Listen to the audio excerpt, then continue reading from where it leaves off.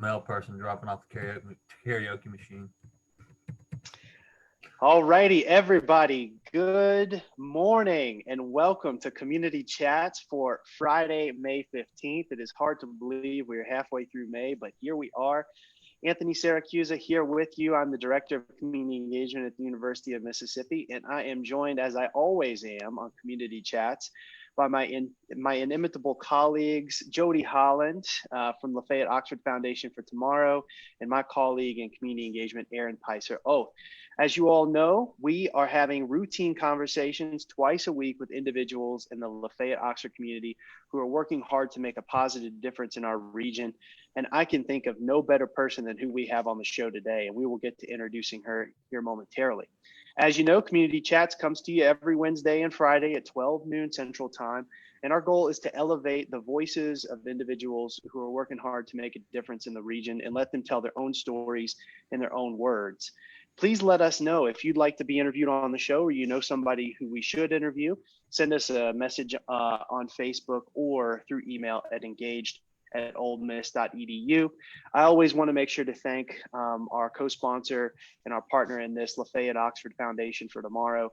And if you'd like to know more about what they do in the community and what they do is immense, you can go back to the first video in the series. Now, today, we have the honor and the privilege of being joined by Ms. Ruth Ball, who is a lead organizer for the U.S. Census in our region. And we are just so delighted to have you on the show today, Ms. Ball. Welcome. Thank you. Absolutely. And we're just going to jump right into it, and we want to hear from you. So can you just tell us a little bit about where did you grow up and what path led you to Lafayette, Oxford?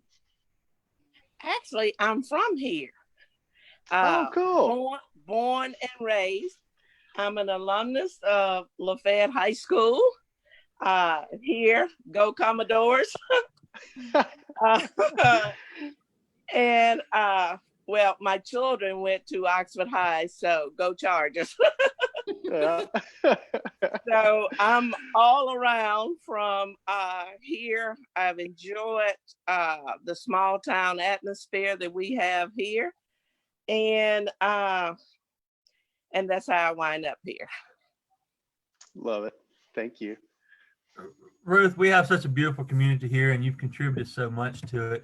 I want the viewers to really understand how you ended up working for the census. Well, I've always been very pro community. And after I retired after 37 and a half years as a school administrator, I was looking for opportunities to help my community. I was doing a lot of volunteer work, and I actually went to a seminar that my sorority, Delta Sigma Theta, was sponsoring, where I heard a young lady talking about the census, the need for people to work with the census, and how important it was to the community. So I decided to apply, and lo and behold, I was immediately hired. And knowing the importance of the census to our community, I decided this was a good way to give back. Oh, fantastic. Good morning, Ms. Ball. Can you share a little bit about your census team and how they support the broader efforts? And I hear you're hiring, so we want to hear more about those job opportunities too. Well, each county, in every county, in every state in the United States, were given a number of people that they needed to hire to work in that area so that we can make sure that the census was successful. With this being a college town, because our numbers are a little high for the number of people that we need. And sadly, we're still the only county in the state that's still in the red, which means that we have not hired 50% of our people yet. Now, for Lafayette County, it pays $17 an hour plus mileage. These are extremely good jobs. They're very flexible. People can work when they want to or when they have the opportunity to work. One of the good things that's happening this time because of the coronavirus, people are not being out working now as we would be in full force at this time. But even when we start back, the decision has been made to still not have any face-to-face contact with people. They're going to send people out to people's houses that have not responded, but you're only going to go and leave information at that house. You will not actually interact with the people that's living there. And that's going to be a big difference this time, because in the past, you had devices that you could go in, that you could actually get their information when you went there. But in an effort to keep everybody safe this time, we're trying to have as less contact as possible with people. And so once again, these jobs are extremely important, but we're also looking at people's safety. Right. Ms. Ball, can you talk about why the census is so important for Lafayette Oxford? Sure. The census information that's gathered by the Census Bureau help control probably every aspect of our lives. It shapes the many different aspects of the community. And with the results of this, it influenced like highway planning and constructions, which one of the places I would like to see is they put in a 4-lane on Highway 7 north in between Oxford and Holly Springs. If we could get people to apply, that may just happen. As well as for grants for our schools, all the different type of programs that are offered, your medical assistance program, your nutritional assistance program, Medicare, Pell Grants, national school lunches, temporary assistance for people in need, Section 8 housing, Title I grants, and all kinds of different funding for your educational organizations. Like I said, the census in some way affects everybody's life in one way or another. Our House of Representatives for the U.S. Congress is based on population. And as you know, a few years ago, we lost a representative, not because we don't have the population, but simply because people did not respond rather, to the census. And so it's extremely important to all of our lives that we get the monies that we need coming into our community so that we can support our people in the community. Right. Thank you for that. That is fantastic. Now, Ruth, you talked a little bit about, a lot of things that pull from the census and the programs and funding. Is there additional programs that you're working with right now? Or are you just trying to recruit to the individuals to fill out the census? Are those the things that you're doing right now, just the recruiting process, or the other programs? Well, actually, there's two things that I'm doing at the moment. One, I'm still trying to recruit people to work for the census. Because like I said, we are still less than 50% of the people that they say that we need in Lafayette County. The second thing is to get people to respond to the census. Now, as I looked up this morning, overall nationally, there's 59.1% nationally that has responded to the census. In our state, it's 54.6% of the citizens that live here has responded. But in our county, Lafayette County, we're only at 45.9% respond rate. Now, when we start talking about the different programs and the money's coming in, it is based on the census and what people send back in. One of the things that I have always wondered, why did they have more money in South Mississippi and central Mississippi than we seem to have in North Mississippi. Well, when I started looking at the census data, I found out that they respond better in those areas than we do in North Mississippi. In fact, for the 2010 census, only about 20% overall in North Mississippi responded. And so think in terms of the census lasting for a decade and how much money we're losing each year because people are not responding. Great point. Wow, that certainly puts it in perspective. And I hope that to any of our listeners that are listening, if you haven't completed the census, I hope this conversation will prompt you to go right now and complete your census form before you forget, before it gets on the rest of your to-do list. Take those couple of minutes to fill that out. So Ms. Bell, what are some of the greatest challenges that you've experienced in this work? I mean, you talked about the challenge of recruiting and still having so many spots to fill. What makes that hard? Why do you think people are not responding in North Mississippi in terms of completion or in terms of these jobs? Well, one of the things that I've heard most is that I don't want the government knowing my business.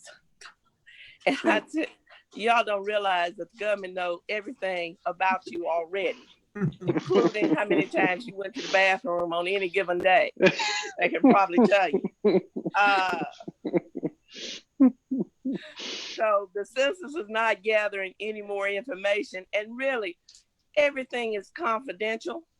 There's no identifying information that goes in on you when we talk about the census, even including whether you are actually a citizen of the United States or not.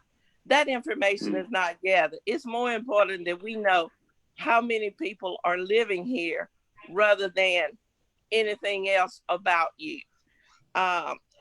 When we start talking about how important it is for different communities, one of the things that I discovered in working was 2 different communities that had to go through the process of doing their own census because both of these communities needed to upgrade their water supply for the community. And they had to have at least an 80% response from the census. One community had a 10%, one had a 15%.